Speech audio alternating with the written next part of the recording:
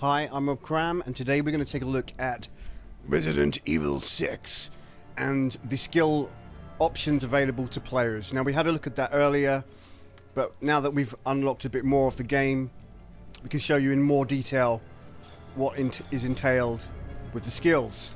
So if we select skill settings,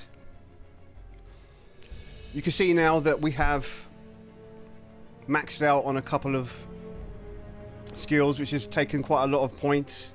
Takes a while to get there.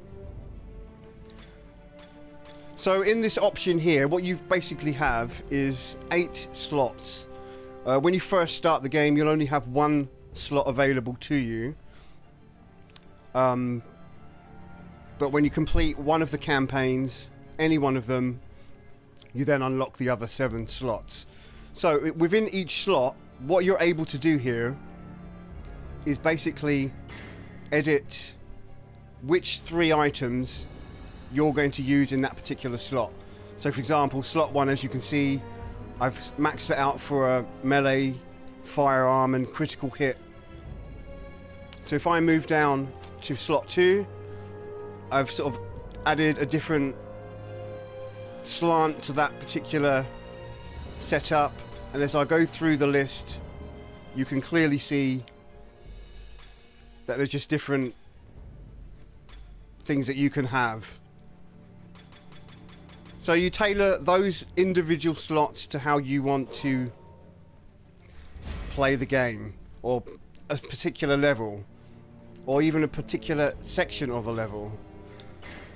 So if we go through what's available, I've already kind of shown you this. The unknown stuff at the end was infinite items, which you can then enable and disable from the menu when you're starting your game, or even when you're searching for games. I believe you can disable people that are playing with infinite ammo if you feel that that's cheating. So if we go back into, so before we do that, sorry, we can check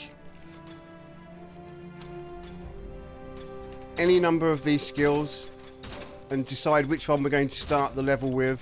So if you're familiar with the game, you will know which skill settings are suited to particular situations, and I think that's the main onus on this particular part of the game. So if we go,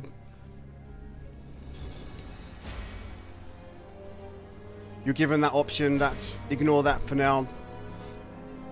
That's unique to completing the entire game.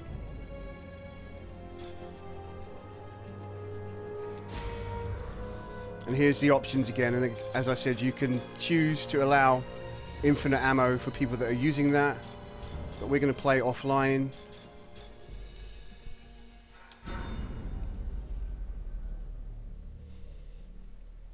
So what I'm basically showing you here is how you can tailor those skill sets to particular scenarios in the game. You don't have to back out to the menu. You can just stay in the game and choose your skill sets on the fly, which is pretty cool.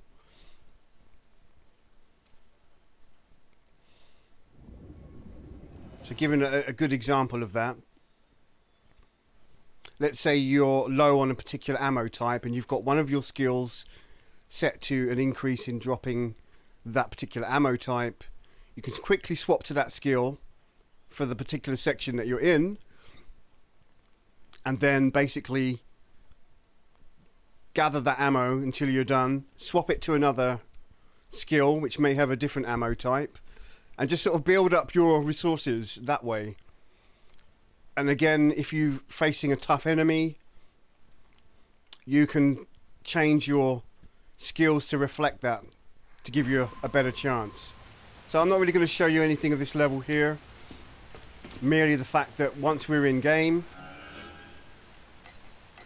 go to equip skills, and there's your 8 slots. Shows you which ones they are,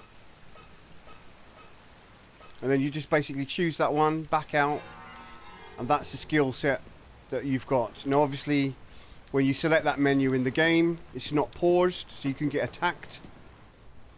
But that's pretty much the size of the skill settings. Okay, I'm Rob Cram. Thanks for watching, and stay tuned for the Resident Evil 6 review, which is coming tomorrow.